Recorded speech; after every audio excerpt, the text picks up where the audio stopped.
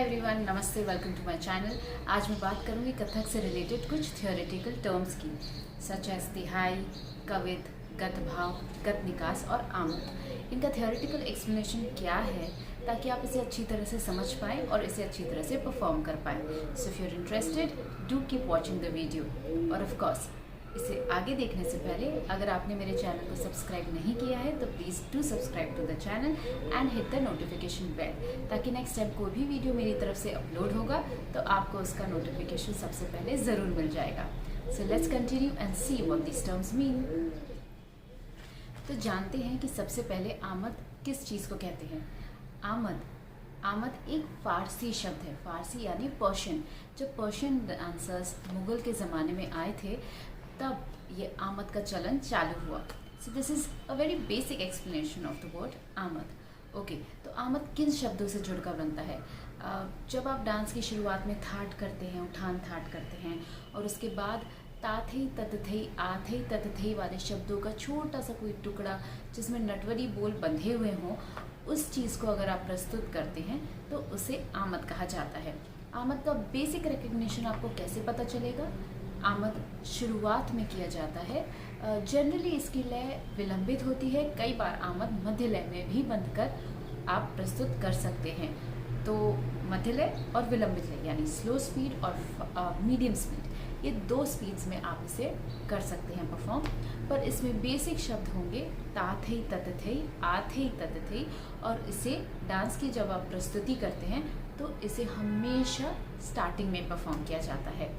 और अगर इसी में आप परन के बोल आगे जोड़ देते हैं, जैसे कि धातक कथुंगा, और उसके बाद आमद के शब्दों को जोड़ते हैं ताथई ततथई, आथई ततथई, और नटवरी बोलों का एक समूह सा बनाते हैं, तो उसे परन जुड़ी आमद कहा जाता है। तो ये था एक्सप्लेनेशन आमद और परन जुड़ी आमद का। आइए अब जानते हैं कि हम तिहाई किसे कहते हैं। जब आप किसी भी बोल के समूह को लेकर पूरा 3 बार करें तो उसे हम तिहाई कहते हैं।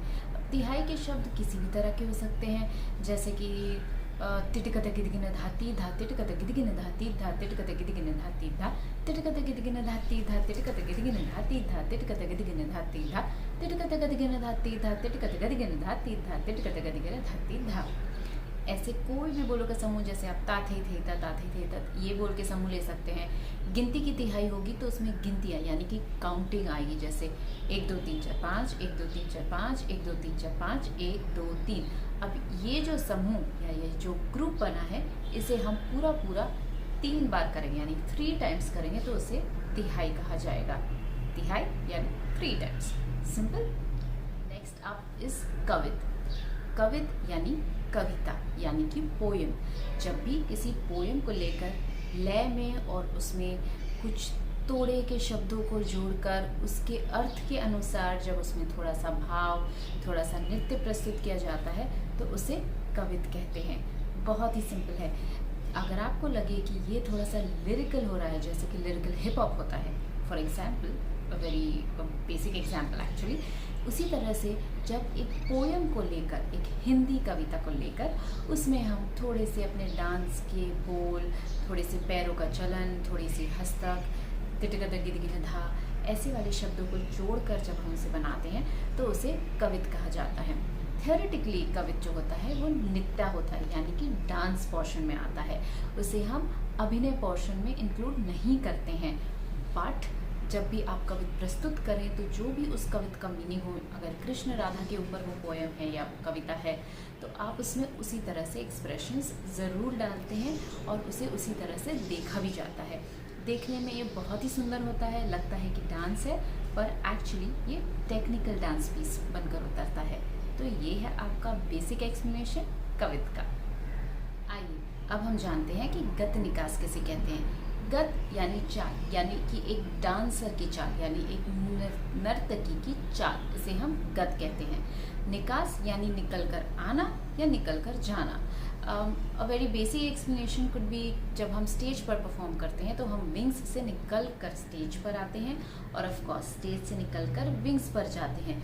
तो इन दोनों सिचुएशंस में हम गत निकास कर सकते हैं।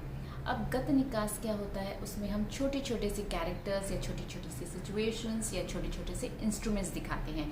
जैसे अगर हम कहें कि हम मटकी गत निकास दिखा रहे हैं, तो हम मटकी को किस तरह से इस्तेमाल करते हैं वो उसमें हम दिखाते हैं। और गत निकास हमेशा ध्रुतलय में करते हैं। ऑफ कोर्स एग्जामिनेशन पर्सपेक्टिव में ज़्यादातर सारी गत निकास आपकी 3 ताल में होती है, बट अगर आप हायर लेवल के डांसर हैं और अगर आपको कोई गत निकास झप ताल में या रूपक में करने को कहे, तो आप में वो भी करने की क्षमता होनी चाहिए।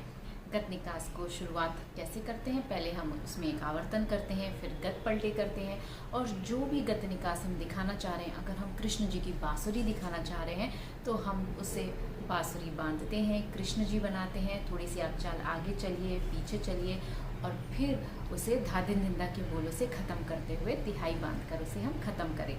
इसी तरह से अगर आप कोई दूसरी गत निकास दिखा रहे हैं, जैसे कि आंचल, रुखसार, छेड़छाड़, तो जो गत निकास आप दिखाना चाह रहे हैं उसे अच्छी तरह से बांध के एकदम क्रिस्प आप ऑडियंस को प्रस्तुत करिए और धादिन निंदा की चाल करते हुए तिहाई के साथ उसे ख़त्म करिए। ये होगा आपका गत निकास। आइए अब जाने कि हम गत भाव किसे कहते हैं। भाव यानी एक्सप्रेशन, पीसेस, अभिनय, डांस, पीस। ओके, अब इसमें कोई भी गाना इस्तेमाल नहीं होता, इसमें ध्रुत लय में धादिन धिंदा इंस्ट्रूमेंट पे बजता है, और आप कोई भी एक सिचुएशन, जैसे कि अगर छेड़छाड़, कृष्ण राधा जी के बीच की अगर हम छेड़छाड़ दिखाएं, तो उस एपिसोड को हम प्रोसीड करते जाते हैं एक कहानी के अंतर्गत। उस पूरी सिचुएशन को हम डांस कर कर दिखाते हैं, हम सारे वैरायटी ऑफ कैरेक्टर्स उसमें प्रस्तुत करते हैं, and it looks as good as a full story in itself. But इसमें कोई गाने के बोल नहीं होते हैं, इसमें सिर्फ धादिन निंदा, धादिन निंदा, धादिन निंदा यही रहता है, और आप इसमें पूरी कहानी दिखाते हैं।